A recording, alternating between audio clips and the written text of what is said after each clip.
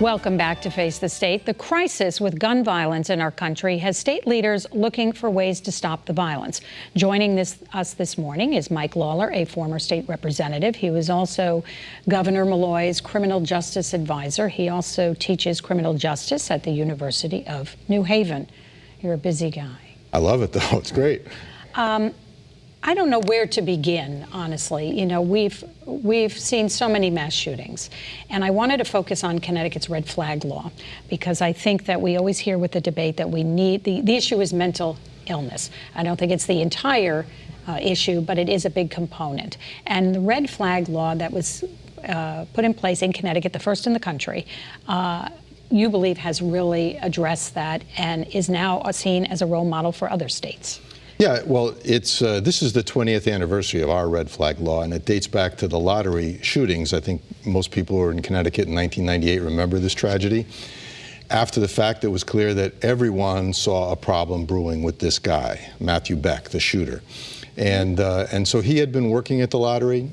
He took like a 6-month leave of absence, moved in with his parents, started acquiring guns, attempted suicide. The people called the police. The police said, there's nothing we can do. He hasn't broken any law.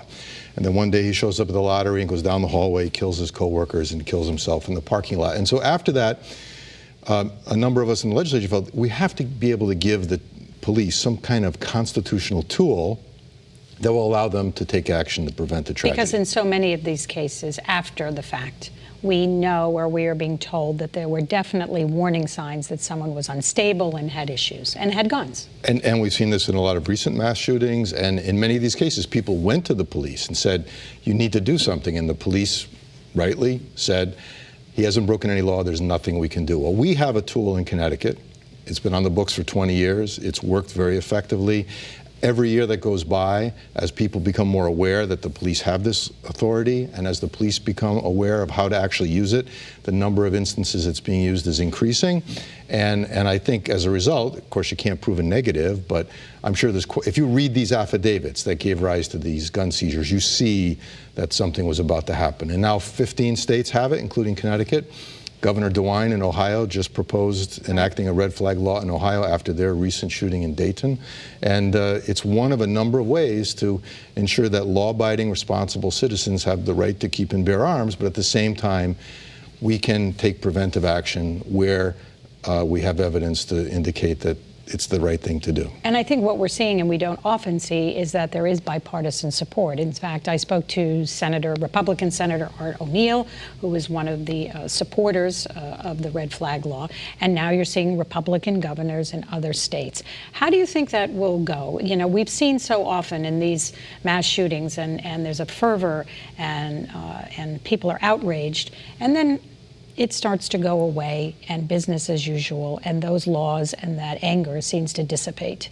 Well, over the years, I've spent a lot of time talking to audiences, including a lot of gun owners, about this topic, right? And what I've always said to them is, if these mass shootings continue, your rights will be winnowed away. And so it's in everyone's interest to find a way to stop these mass shootings. And what we've seen recently is an escalation in the number of these senseless mass shootings, oftentimes with AR-15 type military assault weapons and large capacity magazines, both of which have been banned in our state.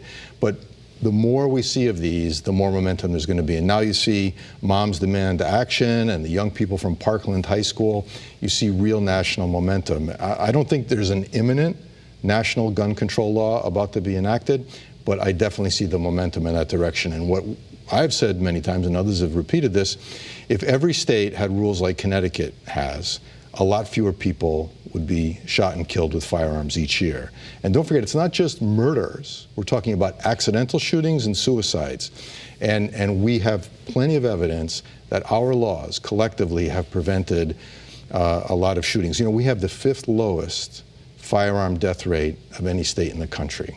We have one of the lowest crime rates, one of the lowest violent crime rates of any state in the country. So in toto, these rules are working. They're common sense, and as I said, law-abiding citizens, you know, have the right to keep and bear arms. But how effective are these laws when it's not on a universal basis? So you can go to a neighboring state, you can buy a gun, you can bring it in here.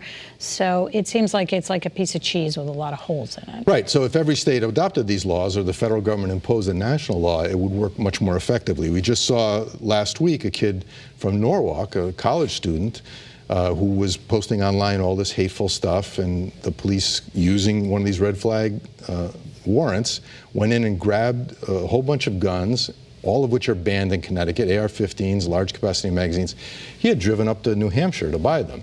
Right. The Garlic Festival shooter in California had driven over to Nevada to buy his weapons. So a national scheme would be very, very effective. Let's talk about the national level. So just this week, I believe President Trump had some sort of conversation with the NRA saying, and the second time, that we need meaningful background checks, universal background checks, which most people support, even gun owners.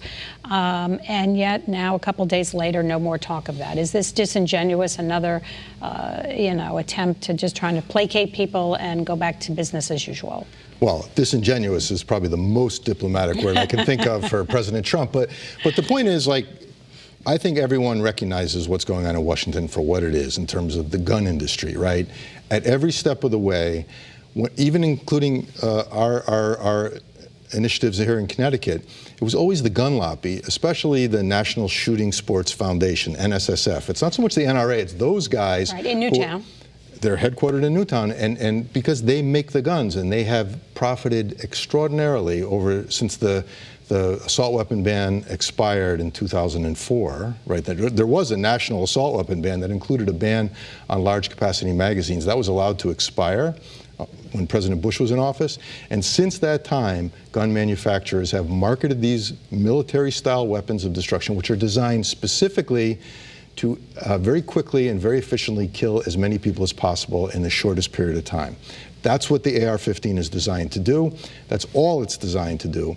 And those guns have been marketed aggressively since 2004. And I think that's a big part of the national problem. Is it enough to blame the NRA, or do you think that Congress now, a lot of people are pointing at Congress and saying they're the ones who are in charge and they're the ones that can make change? Right, well, they are the ones who can make change. And we proved here in Connecticut that, number one, you can effect this change on a bipartisan basis, and number two, that it actually works. If you do this, you will see fewer and fewer people being killed with guns, whether it's a murder or an accident or a suicide. Mike Lawlor, I want to thank you for joining us on Face the State. Thanks for the invite. We'll see what happens, and we hope you come back. Anytime. Thank you. Connecticut already has 2 big casinos. Is there room for more? And who should be able to build them and control some of the money? We'll explore that right after the break. Plus, if you miss any of our interviews, you can always catch Face the State on social media, Facebook, and of course, Twitter. We will be right back.